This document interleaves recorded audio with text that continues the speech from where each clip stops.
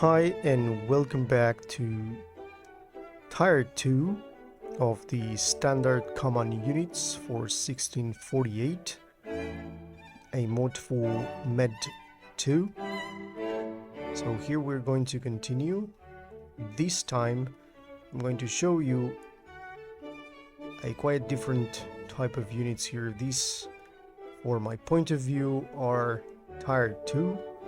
The reason that I have ranked these Tier 2 is because in terms of the actual mechanics, they have much better stats than the previous tier that I showcased in part 1 and part 2 from the standard command units that you can go and check.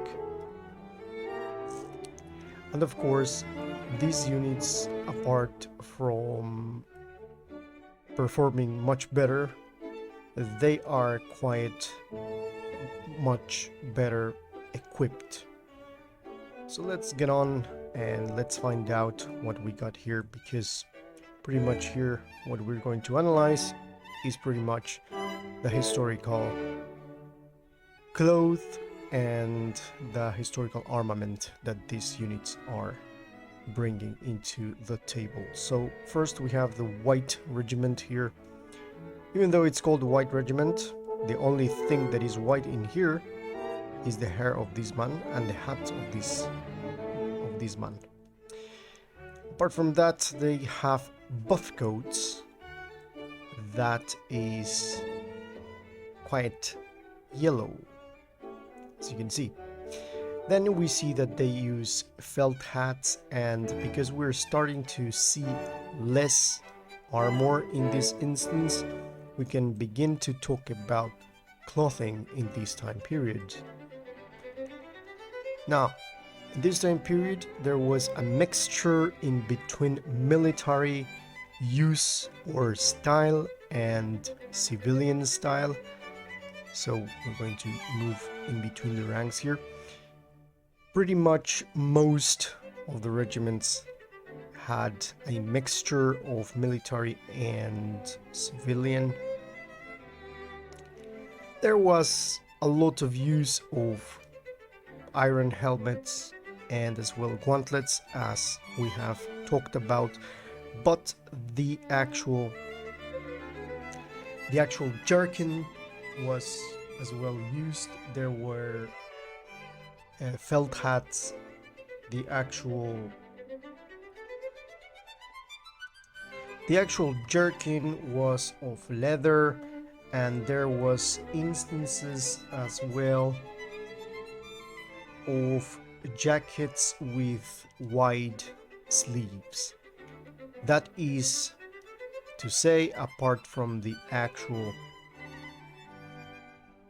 things that were used on the legs, we have socks and loose breeches, that is baggy breeches, that were widely used as well, mostly on the pikeman units.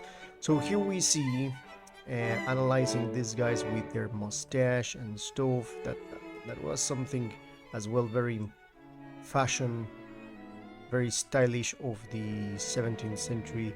We see these guys that have boots, baggy breeches, they have gauntlets, some of them have sashes. These are red sashes. Historically, the red sashes that these guys were using were part of the actual officers. So for the purposes of this unit, I think it's a little bit inaccurate. Following the actual things that we can see here we see, this is a good angle here because we can see here a pole axe, and in this other side a pole arm that was more likely a halberd. So I think this is pretty much what we can say about this one here, and now we're going to go to the other unit that is over there in the other side. We're going to visit those guys.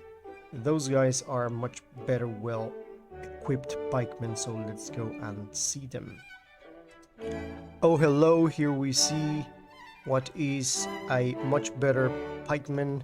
These guys are much better and well equipped than the tier 1 fellow pikemen. These guys have what I was talking about in my previous video. These guys have the tassets in both sides covering the thighs, and they are completely covered with iron. They have their shoes that are leather shoes. In this case, these guys have crimson shoes and brown shoes, even though crimson shoes are not so usual in the time period. In the case of this, I think it's pretty much to distinguish these guys from the others. These guys are carrying on the top of the helmet plumes that are a slightly different color. These plumes, as you can see, are, which is pretty self-explanatory, they are red and blue. All of the actual helmets have this. We can see that the helmet is pretty much, I can say up to this point that this helmet is a morrion, and of course it has its own protection at the sides, even though it's not so common with the morrions. But yeah, that's the case in here. The pike, a pretty tall pike over here. Let's wait a little bit so we can see how these guys get a little bit nasty and start insulting the enemy and start doing some obscene movements. Let's just wait a little bit for these guys to put themselves in position. So as I was saying, yeah, the actual socks, the socks were pretty common, and the baggy breeches that were laced with ribbons on the knee, that was something that was used a lot in these instances. Actually, these guys have the sword, the cutlass. As you can see, all of these guys have the cutlass, and there we go. This is the thing that we were waiting, the positioning of the pikes. So at this point we can see how these guys position themselves. It's a pretty nice performance here when we see these guys doing its stuff, and it looks pretty nice, to be honest. Okay, now we're going to go and we're going to talk about, well, there's not too many units in the tier 2. Here we're going to talk about these guys. Here are the double pay soldiers. This means that these guys are going to receive double payment because these guys are going to put themselves at risk much more than the other units, and these guys are using a special sword, two-handed sword that was huge, and the sword is the Zweinhander. The Zweinhander is the two-handed sword. In this case, we see two types of swords that these guys are carrying. This is a more I'm not sure if this is accurate, but as you can see, this one has a nice shape here.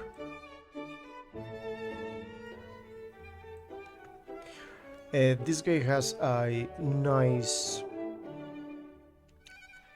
design on his sword, and yeah, of course these guys are using boots. These guys have as well gauntlets, and that's pretty much a cuirass. It's a little bit hard to tell if that's a cuirass beneath the actual coat, or no, yeah, it's a, I think it's a cuirass beneath the coat. It looks like it's beneath. It's a little bit confusing, the fact that these guys have, perhaps this is a different color, even though I don't think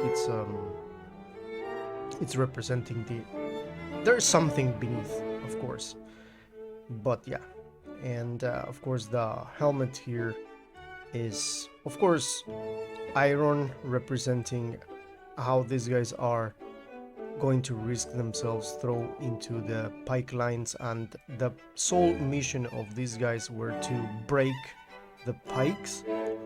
So they were sent on the front line to make the pikes break, and then the actual cuirassers, mounted cuirassers were to charge and fire at the lines and eventually rout the actual unit. So that was pretty much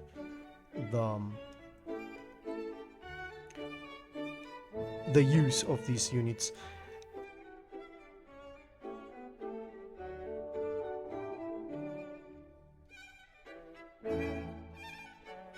In the 17th century they were still used, but very, very, very seldomly. The other thing is that before the 17th century they were used quite a lot in the Italian wars, more likely, but the actual beginnings of this unit was that they were criminals that, at the beginning, I mean, they were criminals sent like to a death sentence to throw themselves into the pikes and try to survive, but pretty much there was no possibility that they could manage that. So that was the first instance of the use of these units, but later they were like a double pay soldiers. Okay, let's go to the last unit here in the second tier. This unit is pretty handsome. Let me go here and zoom in into if there's a possibility here. Well, most likely these guys are not. These guys have grenades. So these guys, let me zoom in into the actual grenade here. These guys are the Grenadiers. The Grenadiers were an engineer unit that the sole mission of the actual unit was to break walls and to break resistance on the actual fortresses.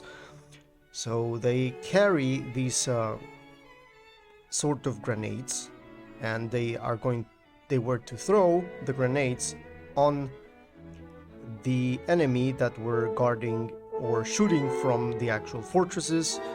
So the beginning of this unit was that they were engineers, and they were like the sappers of old, some sort of sapper of old.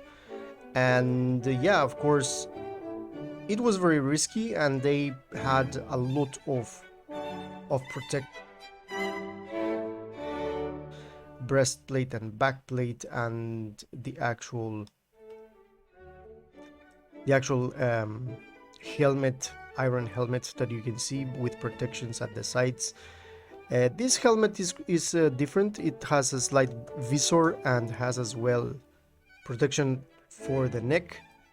This is more of a German type of helmet. We talk about this helmet in our previous video. Okay, so what else we can say about these guys? These guys have the same shoes. They have the baggy breeches with the socks laced with ribbons at the knee. They have, this is not a cuirass, this is a front and back plate. This design, it looks quite badass, this guy, with all of this iron, and then it has the white sleeve jacket.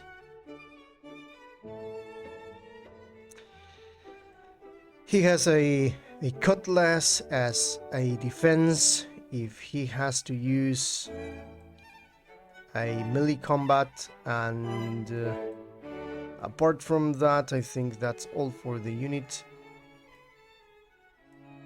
This has a pretty similar style from the pikemen, apart from the fact that they do something completely different.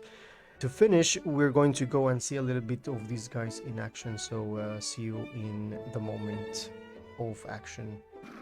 These guys were formed by the French army under Louis XIV, and these guys were the first engineers, grenade throwers of the history.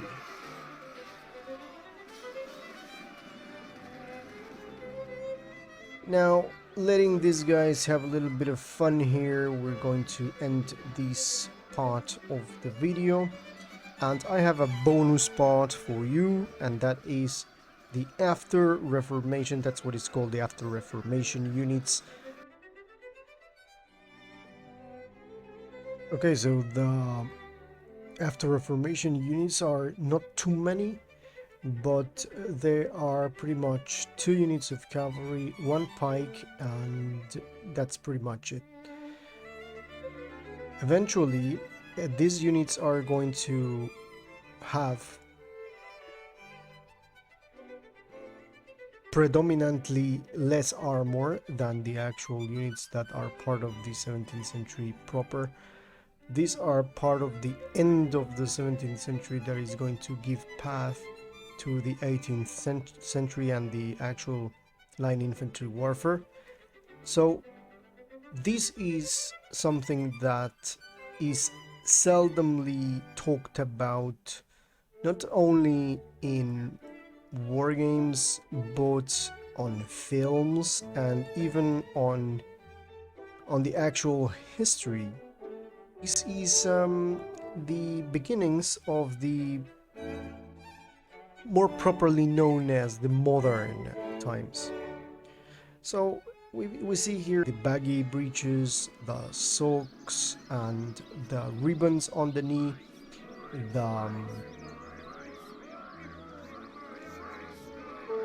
the actual shoes, and they are predominantly using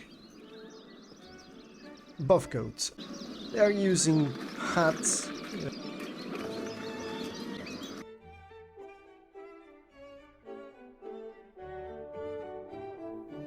Actually, the hats are going to be the replacement for the iron helmets,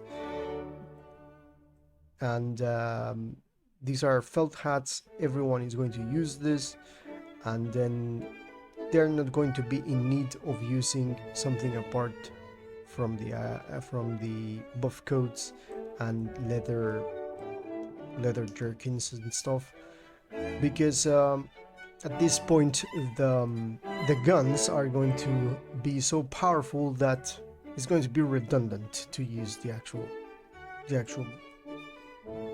bulletproof armor that is not bulletproof at this point. So yeah, that's the reason. Here we see cartoonens. This model is it's pretty well modeled, to be honest. We can see that it has a sort of black coat on it. It's still the 8,000 pounds machine that is going to throw the 60-pound cannonballs. But yeah, the actual guys that are in charge of the artillery are using the same buff coats and white brimmed hats. Over here we see the evolution, if you may, of the actual grenadiers, using less armor, and now they are using buff coats as well. They are not using the iron helmet anymore. There's no need, as I mentioned before, but the actual role is pretty much the same. In the 18th century, the role of the grenadiers is going to be more prestigious and is going to change, but at this point they are being used as always. The grenadiers appeared in the mid 17th century. The other thing that we have here is the two units of cavalry here. This one here is called the Arquebusiers series. This one is pretty accurate in terms of the uniform. Not to say that the others are not accurate, but it's pretty much too much the fact that they are all the same, in the fact that even grenadiers and guys that are handling the artillery have the same uniform. But this one has a pretty nice representation of what they wear, which is the Arquebusier, more lighter than the previous stages. These guys don't have the Cuirass. Again, the Cuirass is going to be dropped. The only unit that is going to maintain the Cuirass is the one that is at the back, that is actually the Cuirassers, and that is going to be a special regiment that is going to be called the Cuirasser regiment, and it's something different. But apart from that, these guys that have the muskets mounted musketeers, not to be confused with dragoons. These guys are not dragoons. And this guy is the only thing that they are going to stay with them is going to be the morrion. Then they are going to have the actual boots. They are going to have as well the leather jerkin, and sometimes they are going to use as well loose breeches, and they are going to have everything on their bandoliers. So it's pretty nice to see the bandolier here. Now, something about off topic concerning about the horses here. I always like the horses in Total War, but there's something odd about the horses that I will always think about. I don't know if it's the legs, but even though it's odd, I think they're cute. They're pretty cute. There are mods that can actually completely change the shape of it, but these guys are nice. I like them, but they are odd. So leave a comment if you think that they are not. Okay, let's go and finish this with the Cuirassers. Cuirassers are the special regiment that are going to maintain heavy armor. These guys, even in the Napoleonic era, are going to have Cuirass. They are going to be Cuirassers. Infamous Cuirassers. They maintain the gauntlets. They have the boots. They have the... Now this is the captain. It's completely different.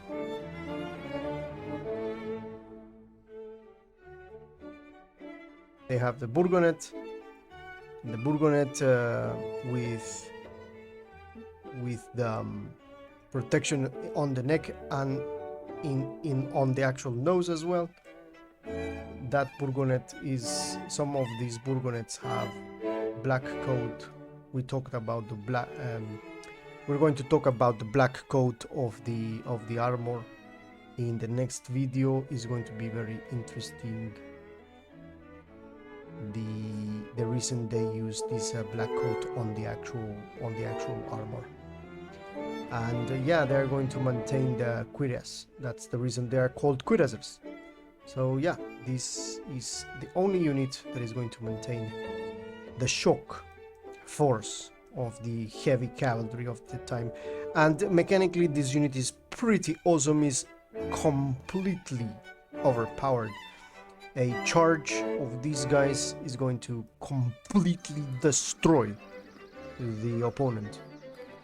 These guys are very overpowered in this one, just for you to know.